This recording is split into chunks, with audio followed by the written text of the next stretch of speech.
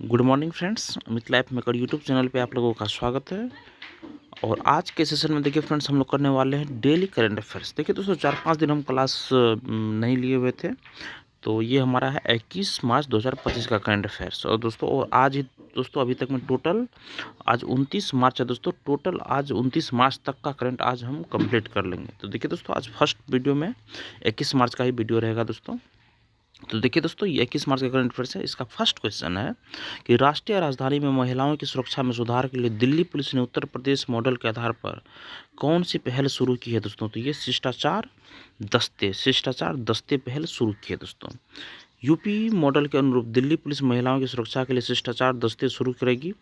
योगी आदित्यनाथ के नेतृत्व वाले उत्तर प्रदेश मॉडल से प्रेरित होकर राष्ट्रीय राजधानी में महिलाओं की सुरक्षा में सुधार के लिए दिल्ली पुलिस द्वारा शिष्टाचार दस्ते, जिन्हें एंटी इवटीजिंग दस्ते के रूप में भी जाना जाता है, शुरू किए जाने की तैयारी है।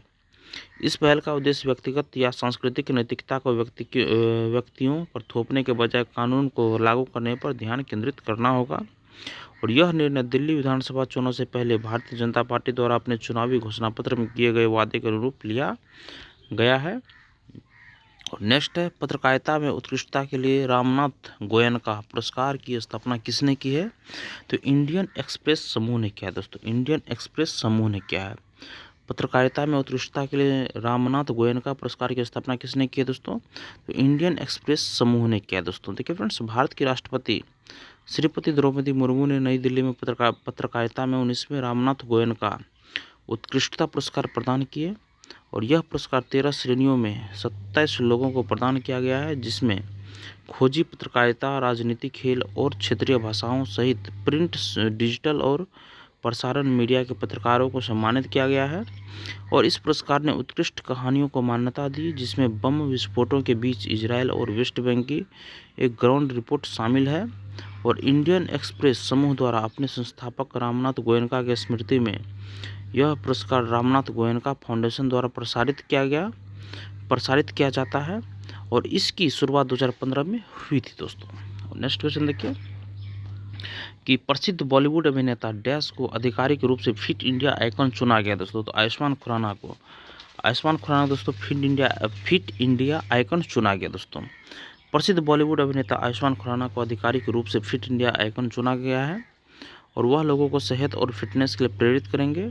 यह सम्मान उन्हें केंद्रीय खेल मंत्री मनसुख मंडाविया ने नई दिल्ली में फिट इंडिया मूवमेंट के कार्यक्रम में दिया। आयुष्मान अब प्रधानमंत्री नरेंद्र मोदी के इस खास अभियान का हिस्सा है। फिट इंडिया मूवमेंट प्रधानमंत्री नरेंद्र मोदी द्वारा 29 अगस्त 2019 को शुरू किया गया एक राष्ट्रव्यापी अभियान है। और नेक्स्ट क्वेश्चन देखिए फ्रेंड्स, ओलंपिक खेलों लॉस एंजलिस 2028 LA 28 के खेल कार्यक्रम में निम्न में से किस खेल को शामिल किया जाएगा। तो मुक्केबाजी को इसमें शामिल किया जाएगा दोस्तों। देखिए फ्रेंड्स, ओलंपिक खेलों लॉस एंजलिस 2028 LA 28 के खेल कार्यक्रम में मुक्केबाजी को शामिल किया जाएगा। और ग्रीस के कोस्टा नवारिनो में अपनी बैठक के दूसरे दिन 144वें अंतर्राष्ट्रीय ओलंपिक समिति IOC सत्र द्वारा आज इसे मंजूरी दे दी गई है। और यह निर्णय IOC कार्यकारी बोर्ड EB के प्रस्ताव, ओलंपिक कार्यक्रम आयोग की सिफारिश और विश्व स्तर पर मुक्केबाजी के खेल को नियंत्रित करने वाले ओलंपिक आंदोलन के भीतर अंतर्राष्ट्रीय महासंघ IAF के रूप में विश्व मुक्केबाजी की अंतिम मान्यता के आधार पर लिया गया था। फरवरी 2022 में IOC सत्र द्वारा स्वीकृत LA 28 प्रारंभिक खेल कार्यक्रम में मुक्केबाजी को शामिल नहीं किया गया था, क्योंकि मुक्केबाजी के लिए तत्कालीन IAF अंतर्राष्ट्रीय मुक्केबाजी संघ IBA के बारे में चल रही चिंताओं के कारण। और 22 जून 2023 को IBA की मान्यता वापस लेने के बाद LA 28 खेल कार्यक्रम में मुक्केबाजी को शामिल करने पर रोक लगी रही। नेक्स्ट क्वेश्चन देखिए दोस्तों कि विश्व गौरैया दिवस हर साल कब मनाया जाता है। फ्रेंड्स, ये 20 मार्च को विश्व गौरैया दिवस मनाया जाता है। विश्व गौरैया दिवस हर साल 20 मार्च को मनाया जाता है। इस दिन का मुख्य उद्देश्य गौरैया की घटती आबादी के बारे में जागरूकता बढ़ाना है। और इस दिन का मुख्य उद्देश्य ये तो जागरूकता बढ़ाना ही है दोस्तों। और विश्व गौरैया दिवस 2025 की थीम हमारे छोटे पंख वाले दोस्तों की चहचहाट को संरक्षित करना है दोस्तों। हमारे छोटे पंख वाले दोस्तों की चहचहाट को संरक्षित करना है दोस्तों, यही थीम है 2025 का। और गौरैया छोटे लेकिन महत्वपूर्ण पक्षी हैं जो पारिस्थितिक संतुलन बनाए रखने में महत्वपूर्ण भूमिका निभाते हैं। गौरैया पारिस्थितिक संतुलन बनाए रखने में महत्वपूर्ण भूमिका निभाती है। वे विभिन्न कीड़ों और कीटों को खाकर कीटों की आबादी को नियंत्रित करते हैं। पक्षी संरक्षण संगठन नेचर फॉर एवर ने 2010 में विश्व गौरैया दिवस की शुरुआत की थी दोस्तों। और नेक्स्ट क्वेश्चन देखिए फ्रेंड्स, अंतर्राष्ट्रीय खगोलीय संघ IAU का मुख्यालय कहाँ स्थित है? दोस्तों ये पेरिस फ्रांस में स्थित है दोस्तों।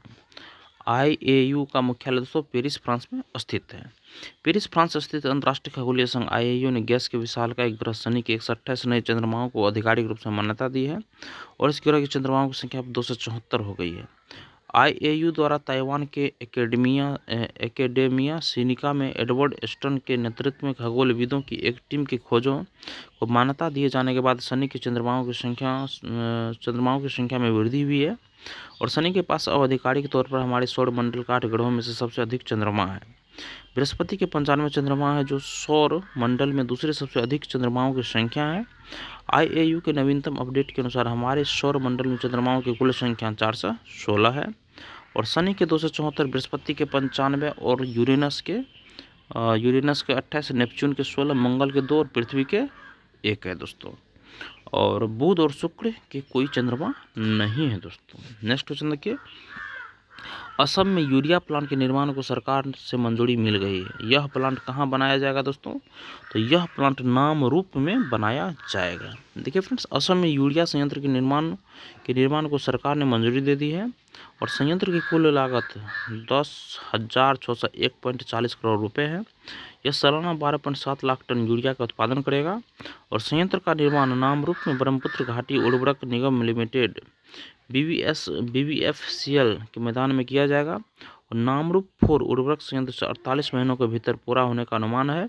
और कैबिनेट ने नेशनल फर्टिलाइजर्स लिमिटेड NFL की 18% इक्विटी भागीदारी को भी मंजूरी दे दी है दोस्तों और यह मंजूरी सार्वजनिक उद्यम विभाग की सामान्य सीमा से अधिक है।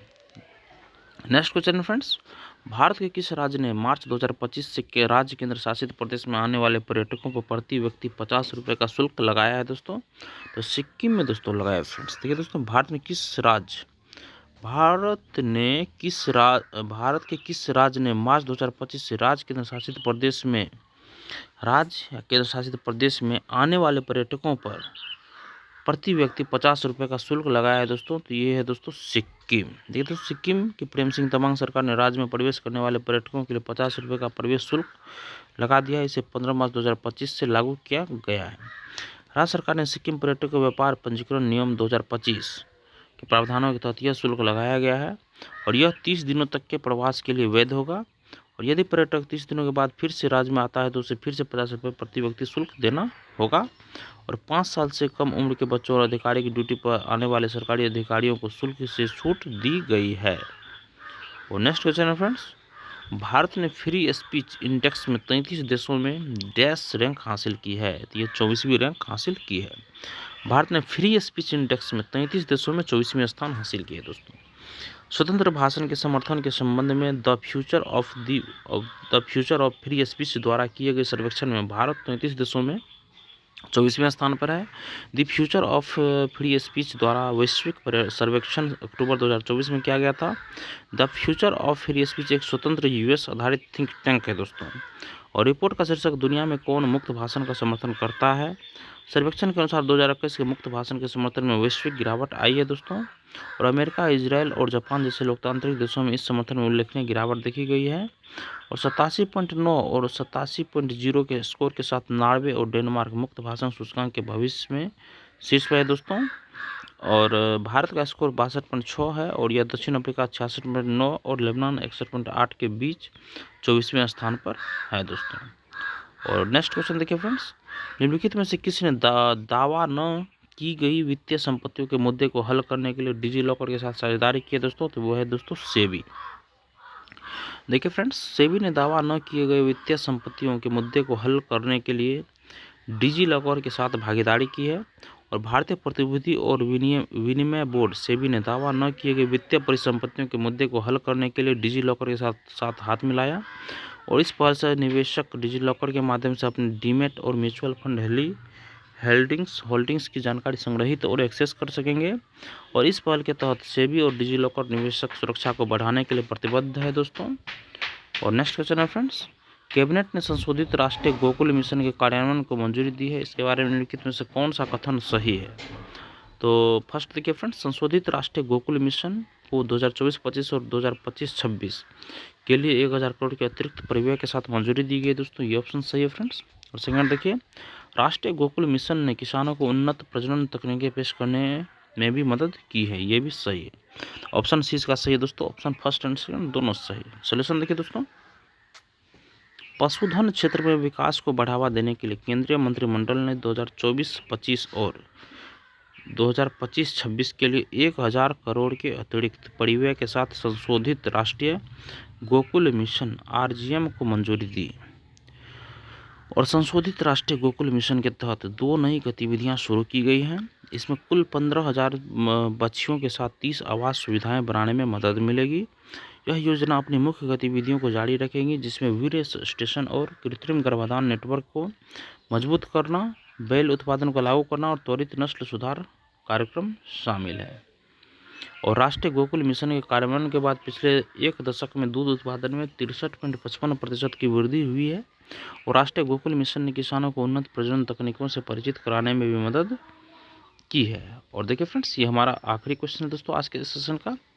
हरियाणा सरकार द्वारा जारी लाडो लक्ष्मी योजना के लिए पात्रताओं संबंधित कौन सा कथन सही है? तो देखिए फ्रेंड्स, इसका ऑप्शन नंबर 3 सही है, वो डी नंबर ऑप्शन सही है। महिलाओं के पास एक्टिव बीपीएल राशन कार्ड होना अनिवार्य है दोस्तों। महिलाओं के पास परिवार पहचान पत्र होना अनिवार्य है।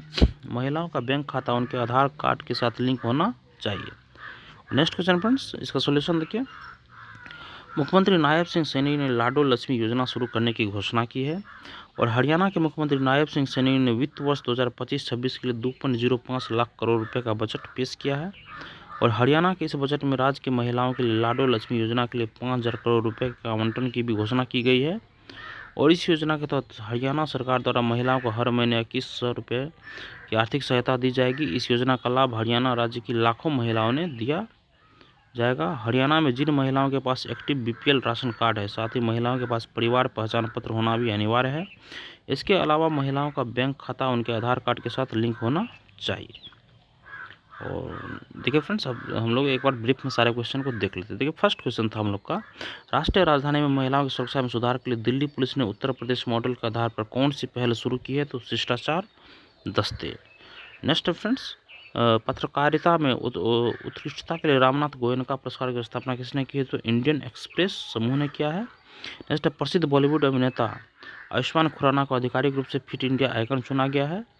नेक्स्ट, ओलंपिक खेलों लॉस एंजलिस 2028 के खेल कार्यक्रम में किस खेल को शामिल किया जाएगा दोस्तों? तो मुक्केबाजी को शामिल किया जाएगा। नेक्स्ट, विश्व गौरैया दिवस हर साल कब मनाया जाता है दोस्तों? तो ये 20 मार्च को मनाया जाता है फ्रेंड्स।